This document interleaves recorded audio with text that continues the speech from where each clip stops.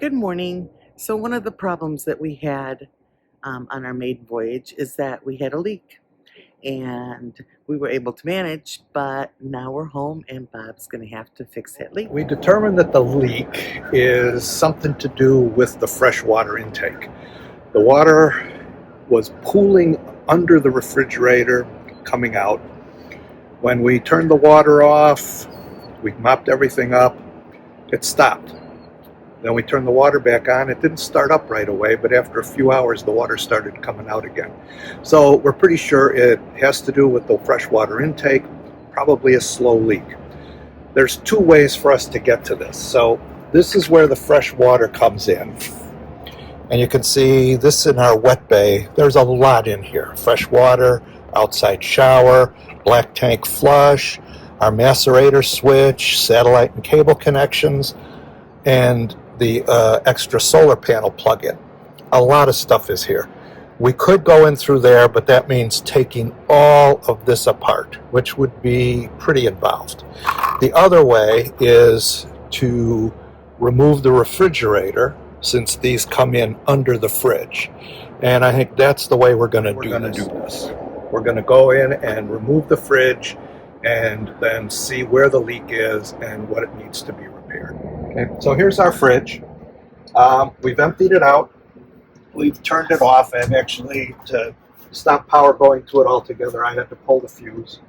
And it was a convenient time because we needed to defrost it anyway. So everything's been pulled out, everything's removed. Now, to remove the fridge, it's held in with 4 screws, and then down below are the compressors, and that's where the air vent is. We're going to start with removing the air vent in front of the compressors. Just 4 screws.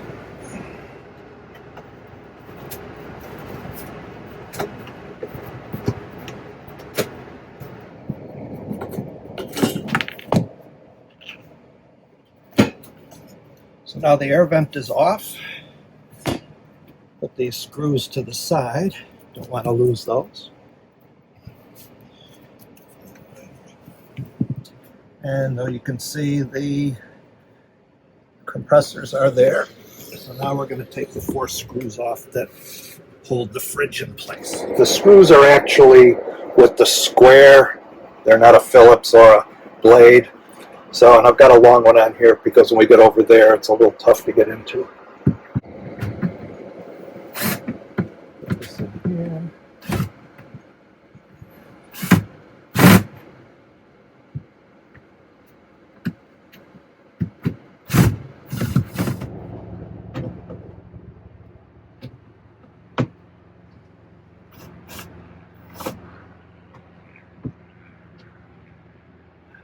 Okay, so we got all the screws out, and now it should be loose, and we should just be able to slide it right out.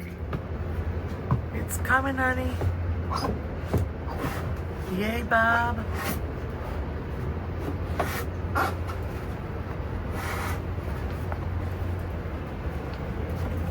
Can't wait to see what we find back there. It's already dripping water. That's a lot of water dripping here.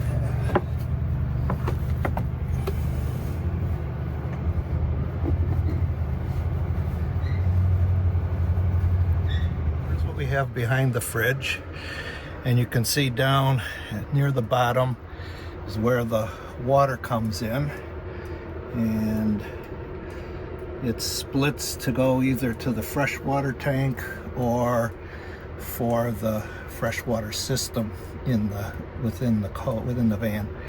And if you look down below, you can see that the wood underneath the fridge is a little stained. You can see it's watermarked. So Bob's going to hook up the water now. See what happens.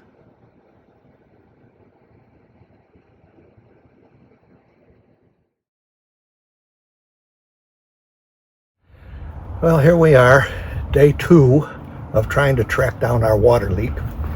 After pulling out the fridge yesterday and inspecting everything, hooking the water up, letting the water be connected, running it through a few places, we couldn't replicate the leak. So in coming back out here, I started noticing some dripping within here. And I suppose that could have been the culprit, because I did notice the day we had the leak, there was a little pooling of water here in the wet bay. I thought it maybe was coming out as part of it. So it's possible that we had a leak here. I replaced the washer in here yesterday, and it feels also to me like there might be some missing caulk. So yesterday when I came back out here, I noticed there was some dripping in here. And the day we had the leak, I did notice some pooling, not a lot, but a little bit of pooling here in the wet bay. So I'm thinking, well, maybe this is where the problem is. And as I felt around here, it feels like there could be a gap in the caulk around the wet bay. So I went ahead and I replaced the washer. I'm getting a little drip here still, but I don't know if that's from the hose or from the connection. And then I have yet to add some caulk. I got to head over to Lowe's later, get some silicone caulk and run it around here.